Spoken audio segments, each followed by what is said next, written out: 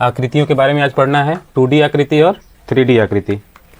2D का मतलब होता है 2 डायमेंशनल शेप्स।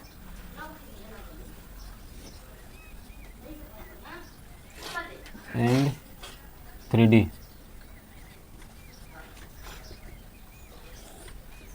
इसका मतलब होता है द्विआयामी।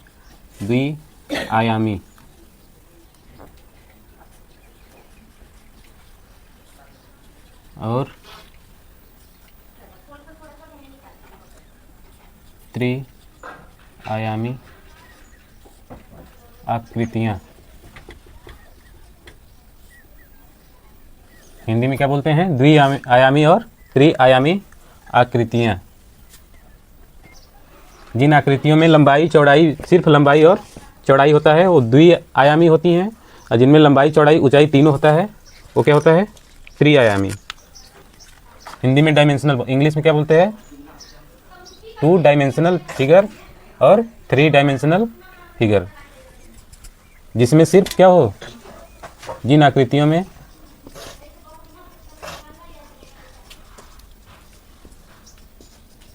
सिर्फ क्या हो, लंबाई और चौड़ाई। जिन आकृतियों में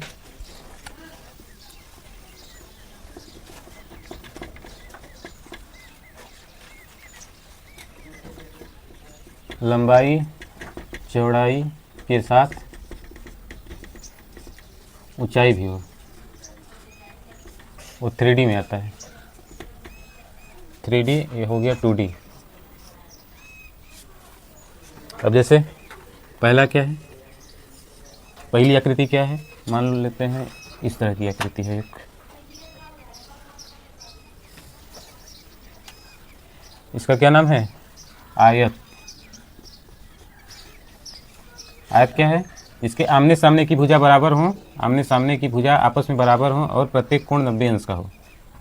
इसमें सिर्फ लंबाई चौड़ाई है, ऊंचाई नहीं है, इसलिए क्या होगा? 2D होगा।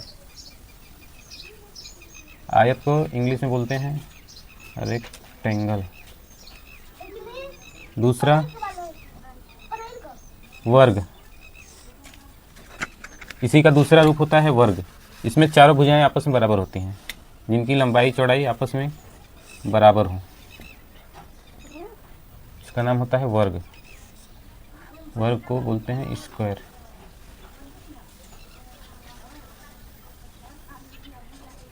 तीसरा होता है त्रिभुज।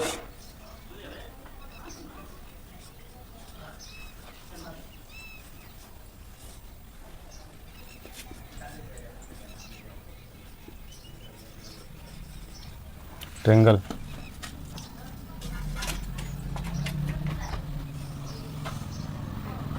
वृत्त।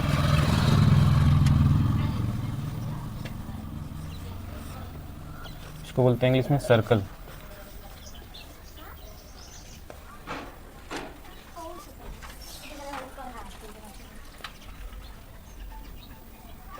ये पंचभुज जो होता है, चतुर्भुज के आगे कौन सा आता है?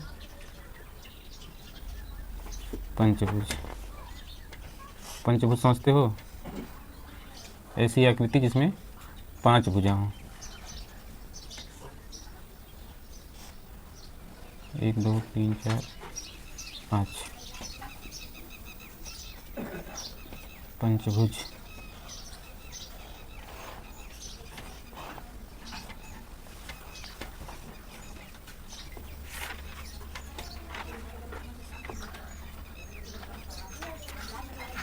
षटभुज।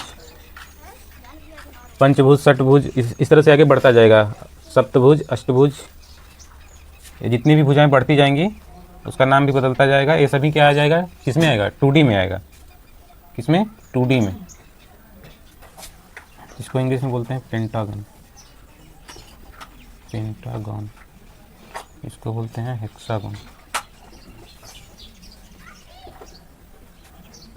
इस तरह से और होती हैं, जितनी भुजाएं बढ़ती जाएंगी इसका नाम बस चेंज होता जाएगा। ये सभी, इसमें ऊंचाई नहीं होगा, सिर्फ क्या होगा? भुजाएं होंगी जिसकी लंबाइयाँ होंगी।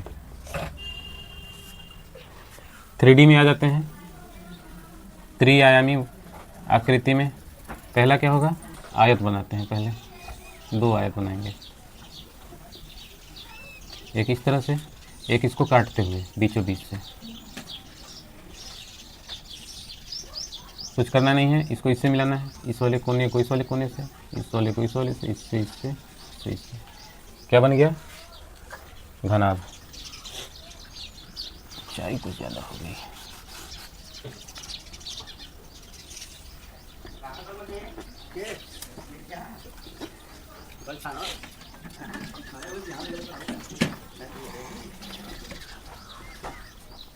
इसमें क्या है, लंबाई चौड़ाई और ऊंचाई भी है, तो ये क्या हो गया, घनाभ हो गया और 3D भी हो गया। क्यों हो गया 3D, क्योंकि इसमें लंबाई चौड़ाई ऊंचाई तीनों साथ में आ गया।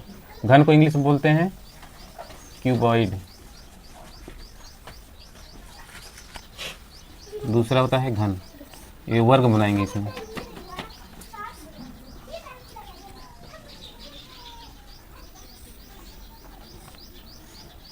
वर्ग बना लिए, इसको इससे मिला दो, इसको इससे, इससे ऐसे, क्या बन गया, घन बन गया। इसमें भी लंबाई चौड़ाई ऊंचाई है, इसलिए क्या होगा, ये भी 3D होगा, इसको बोलते हैं क्यूब। तीसरा होता है, अब ये जो त्रिभुज की तरह दिखता है, इसको बोलते हैं शंकु, बेलन।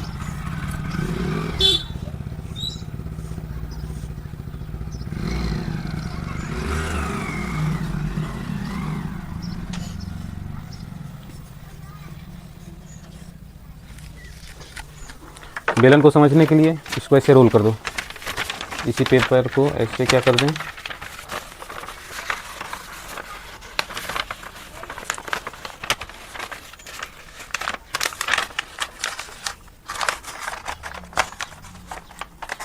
ये कैसा होगा, बेलनाकार होगा, ठीक, बेलनाकार। लेकिन इसी को जब चपटा कर देते हैं तो क्या हो गया, ये आयताकार हो गया।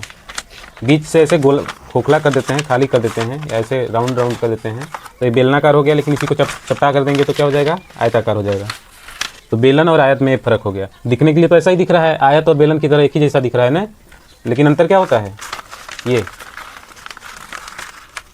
एक स्केल को या एक पेपर को लेते हैं तो ये आयत है, और कोई आकृति बताओ, जैसे घर में कोई सामान हो, ये क्या हो गया, ये कौन सी आकृति में है बताओ, आयताकार है कि बेलनाकार है, बेलन के आकार का है, ठीक है। तो बेलन और आयत में अंतर होता है, इसको इंग्लिश में बोलते हैं सिलेंडर।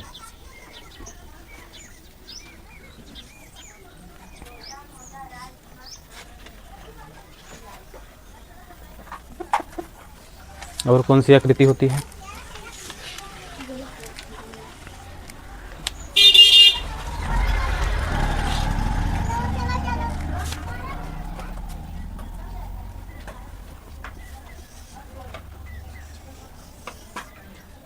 गेंद की तरह जो दिखता है उसको बोलते हैं गोला।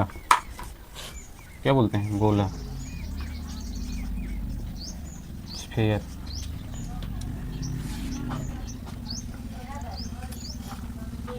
यदि कोई साइकिल का चक्का है तो क्या है, वृत्ताकार है।